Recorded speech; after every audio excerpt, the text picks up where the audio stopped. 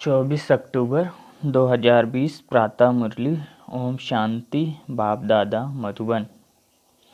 मीठे बच्चे तुम हो सच्चे सच्चे परवाने, जो अभी समा पर फिदा होते हो।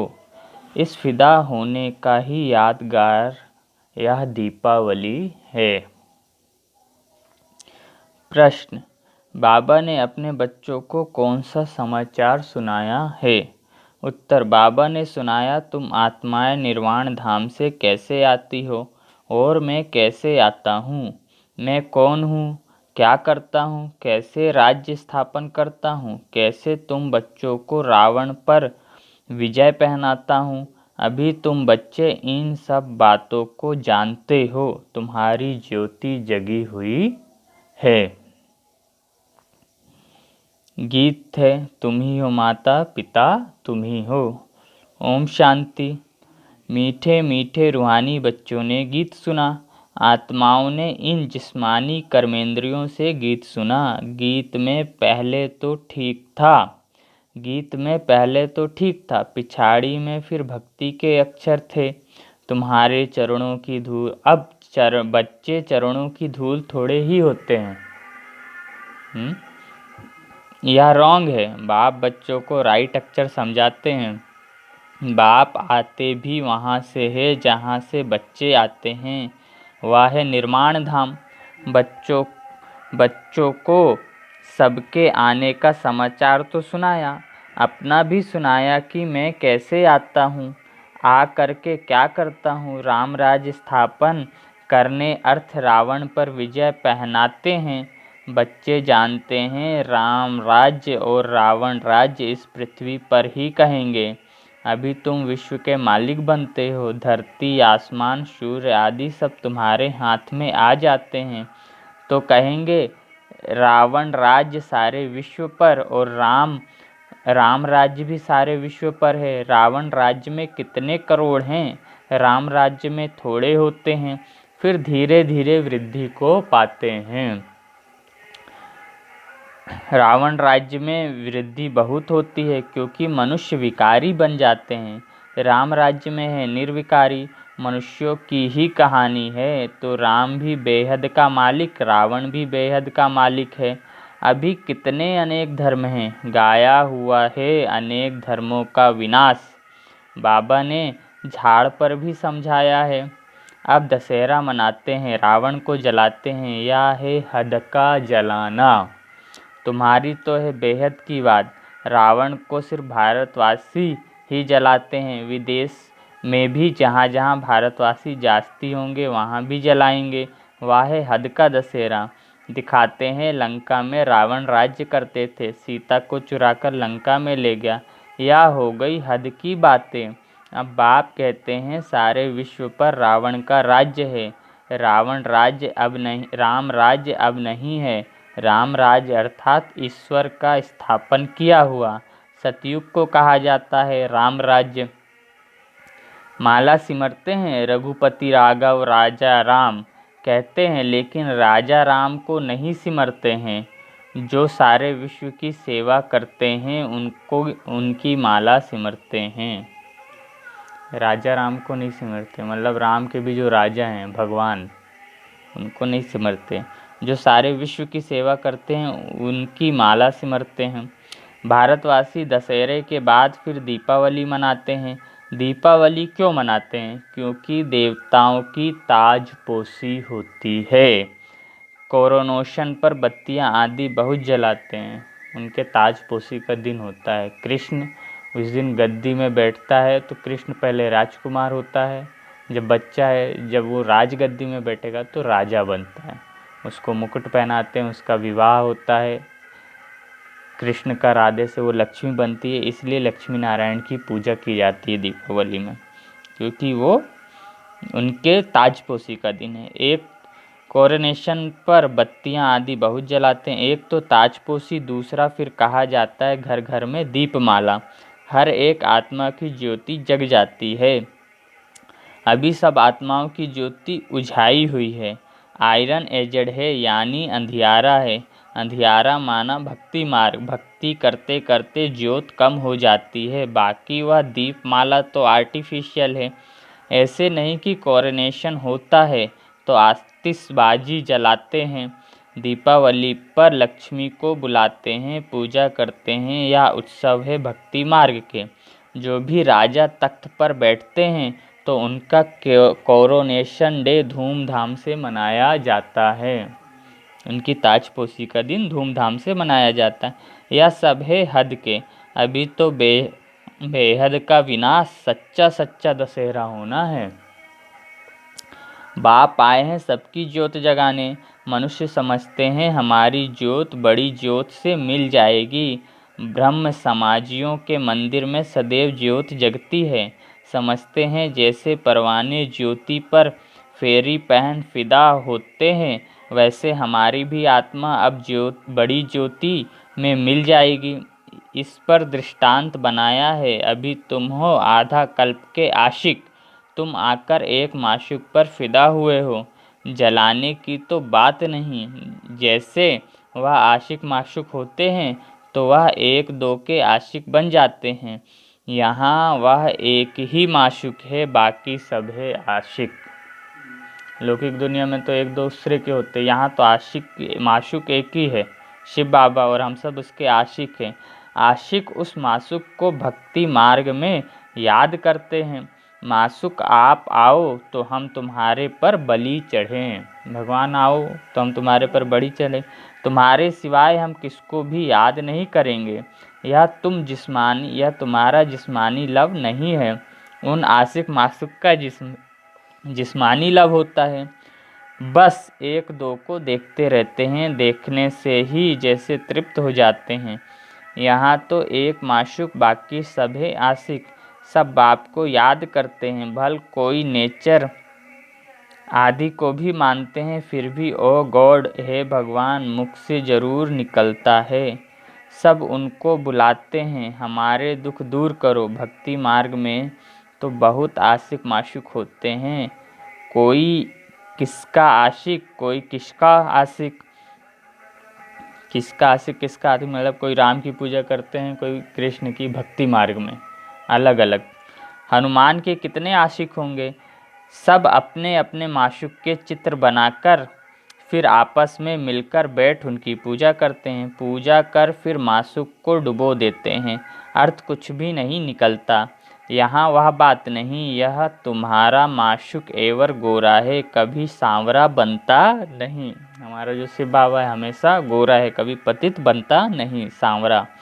बाप मुसाफिर आकर सबको गोरा बनाते हैं, तुम भी मुसाफिर हो ना, दूर देश से आकर यहाँ पाठ बजाते हो। तुम्हारे में भी नंबरवार पुरुषार्थ अनुसार समझते हैं, अभी तुम त्रिकालदर्शी बन गए हो। रचता और रचना के आदि मध्य अंत को जानते हो तो तुम हो गए त्रिकालदर्शी ब्रह्मा कुमार कुमारियाँ। जैसे सद्गुरु आदि का भी टाइटल मिलता है ना, तुमको यह टाइटल मिलता है। तुमको सबसे अच्छा टाइटल मिलता है स्वदर्शन चक्रधारी। तुम ब्राह्मण ही स्वदर्शन चक्रधारी हो। यह शिव बाबा भी है, शिव बाबा भी है, हाँ, क्योंकि स्वदर्शन चक्रधारी आत्मा होती है ना शरीर के साथ। बाबा भी इनमें आकर समझाते हैं, शिव बाबा स्वदर्शन चक्रधारी ना हो तो तुमको कैसे बनाए। वह सबसे सुप्रीम ऊंचते ऊंच आत्मा है, देह को थोड़े ही कहा जाता है। वह सुप्रीम बाप ही आकर तुमको सुप्रीम बनाते हैं। स्वदर्शन चक्रधारी आत्माओं के सिवाय कोई बना ना सके, स्वदर्शन चक्रधारी आत्माओं के सिवाय कोई बन ना सके।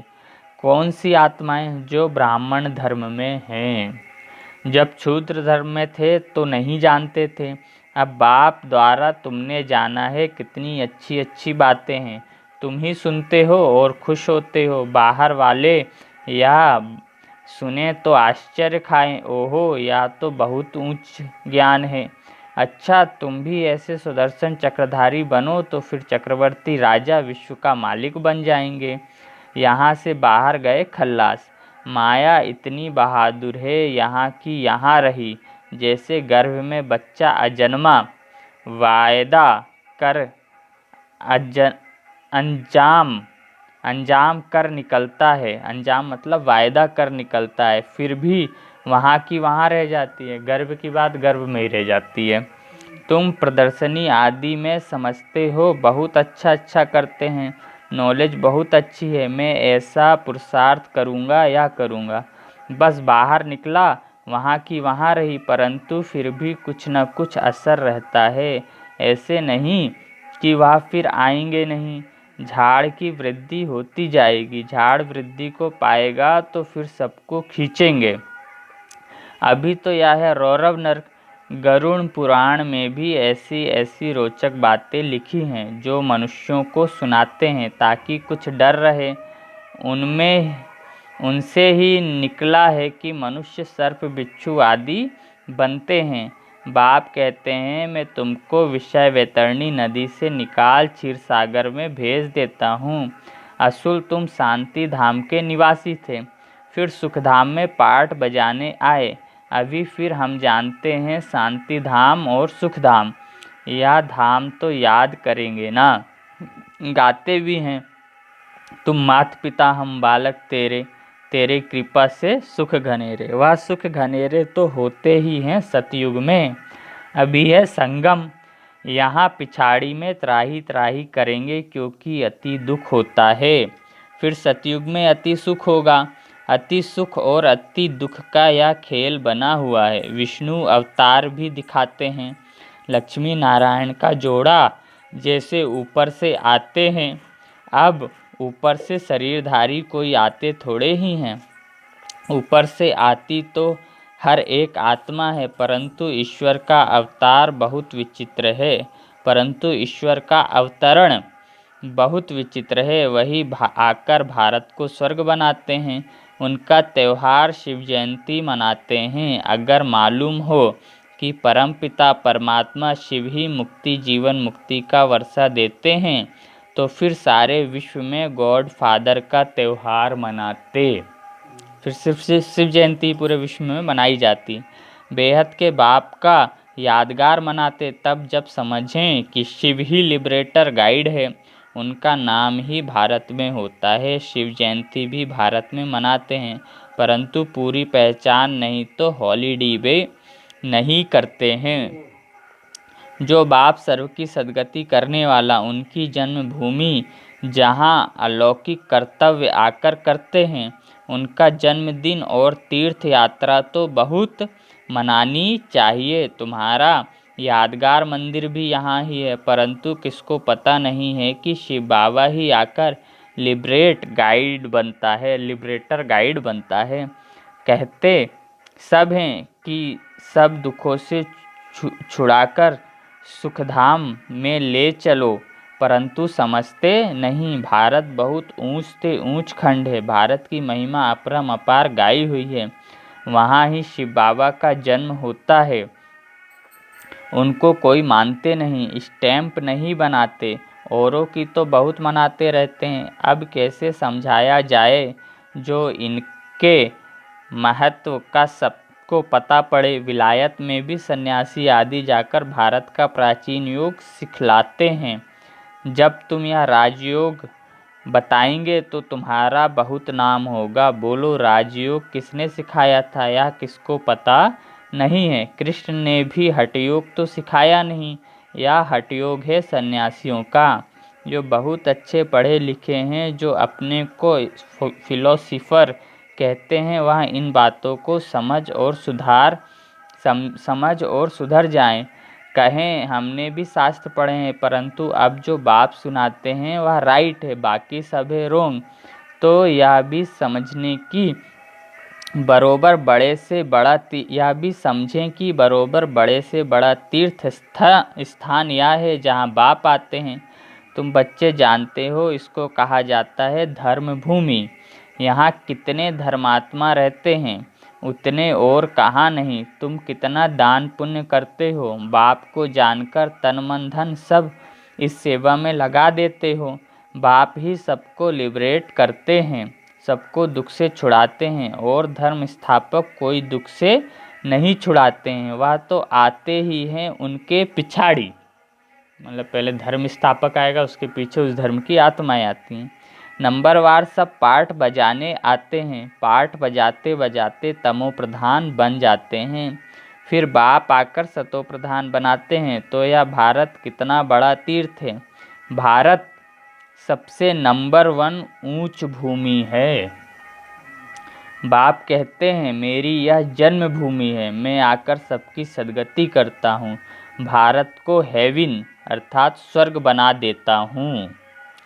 तुम बच्चे जानते हो बाप स्वर्ग का मालिक बनाने आए हैं, ऐसे बाप को बहुत प्यार से याद करो। तुमको देख और भी ऐसा कर्म करेंगे। इसको ही कहा जाता है अलौकिक दिव्य कर्म। ऐसा मत समझो कोई भी नहीं जानेंगे, ऐसे निकलेंगे जो तुम्हारे यह चित्र भी ले जाएंगे। अच्छे अच्छे चित्र बने तो स्टीमर भराकर ले जाएंगे। स्टीमर जहाँ जहाँ खड़ा रहता है वहाँ यह चित्र लगा देंगे। तुम्हारी बहुत सर्विस होनी है। ब्रह्मा बाबा को इतना होता था कि ये चित्र लगाओ, बड़े बड़े लगाओ, सबको पता चले भगवान आए। बहुत उदार चित्त हुंडी भरने वाले सांवल साहब भी निकलेंगे जो ऐसे काम करने लग पड़ते हैं ताकि सबको मालूम पड़े कि यह कौन है जो इस पुरानी दुनिया को बदल और नई दुनिया स्थापन करते हैं। तुम्हारी भी पहले तुच्छ बुद्धि थी, अभी तुम कितने स्वच्छ बुद्धि बने हो। जानते हो हम इस ज्ञान और योग बल से विश्व को हेवन बनाते हैं, बाकी सब मुक्ति धाम में चले जाएंगे। तुम्हें भी अथॉरिटी बनना है, बेहद के बाप के बच्चे होना। शक्ति मिलती है याद से। बाप को वर्ल्ड अलमाइटी अथॉरिटी कहा जाता है। सभी वेदों शास्त्रों का सार बताते हैं। तो बच्चों को कितना उमंग रहना चाहिए सर्विस का। मुख से ज्ञान रत्न के सिवाय और कुछ ना निकले। तुम हर एक रूप बसंत हो। तुम देखते हो सारी दुनिया सब्ज हरी भरी बन जाती है, सब कुछ नया, वहाँ दुख का नाम नहीं। 5 तत्व भी तुम्हारी सर्विस में हाजिर रहते हैं। देवताओं के संकल्प के बिना कोई मौसम मनमानी नहीं चल सकता। कोई भी तत्व, न अग्नि, न जल, न वायु, न आकाश। अभी वह डिसर्विस करते हैं क्योंकि मनुष्य लायक नहीं है। बाप अभी लायक बनाते हैं। बाप अभी लायक बनाते हैं। हमारी दादियाँ क्या, अभी दादियाँ तो है नहीं, 1 ही 2 बच्चे हैं। बड़ी दीदियाँ जो दादियों के बाद हैं, उनका भी कहीं प्रोग्राम हो, अगर वहाँ बारिश होनी है, उनका प्रोग्राम है तो बारिश नहीं होती है। अगर गर्मी है तो वो जाएंगी तो छाँव हो जाएगी। अभी प्रकृति उनकी दासी हो गई है। तो बाबा बोलते स्वर्ग में तो सब तुम्हारी राज्य, लेकिन बोलते अभी दासी बनाओगे तभी तो तुम जान पाओगे, वहाँ तो तुम्हें पता ही नहीं होगा कि तुमने ये राजभाग कैसे बना। इसलिए मुझे इतना याद करो कि सारे तत्व तुम्हारे दासी हो जाएं। अच्छा, मीठे मीठे सिकी लधे बच्चों प्रति मात पिता बाप दादा का याद प्यार और गुड मॉर्निंग। रूहानी बाप की रूहानी बच्चों को नमस्ते। हम रूहानी बच्चों की रूहानी माता पिता मम्मा बाबा बाप दादा को याद प्यार, गुड मॉर्निंग और नमस्ते। शुक्रिया बाबा, शुक्रिया आपका पद्मा पदम, शुक्रिया। धारणा के लिए मुख्य सार। पहला, रूप बसंत बन मुख से सदैव ज्ञान रत्न ही निकालने हैं। सर्विस के उमंग में रहना है, याद में रहना और सबको बाप की याद दिलाना, यही दिव्य अलौकिक कार्य करना है। दूसरा, सच्चा आशिक बन एक माशूक पर फिदा होना है, अर्थात बलि चढ़ना है, तभी सच्ची दीपावली होगी। वरदान है गृहस्थ व्यवहार और ईश्वरीय व्यवहार दोनों की समानता द्वारा सदा हल्के और सफल भव। बैलेंस रख के बराबर एक जैसा व्यवहार करके सफल रहो। गृहस्थ व्यवहार और ईश्वरीय व्यवहार दोनों की समानता द्वारा सदा हल्के और सफल भव। सभी बच्चों को शरीर निर्वाह और आत्मनिर्वाह की डबल सेवा मिली हुई है, लेकिन दोनों ही सेवाओं में समय का शक्ति का समान अटेंशन चाहिए। यदि श्रीमत का काटा ठीक है तो दोनों साइड समान होंगे, लेकिन गृहस्थ शब्द बोलते ही गृहस्थी बन जाते हो तो बहानेबाजी शुरू हो जाती है। इसलिए गृहस्थी नहीं, ट्रस्टी हैं। इस स्मृति से गृहस्थ व्यवहार और ईश्वरीय व्यवहार दोनों में समानता रखो तो सदा हल्के और सफल रहेंगे। स्लोगन: फर्स्ट डिवीज़न में आने के लिए कर्मेंद्रियां जीत, माया जीत बनो। ऐसा नहीं कि खाने का मन हो रहा है, देखने का मन हो रहा है, ये सुन लेता हूँ। ये कर्मेंद्रियां जीत नहीं है, हमारी कर्मेंद्रियां हमारे बस में हो। और माया जीत अर्थात काम, क्रोध, लोभ, मोह के विकारों में हम ना जाएं। अच्छा, ओम शांति।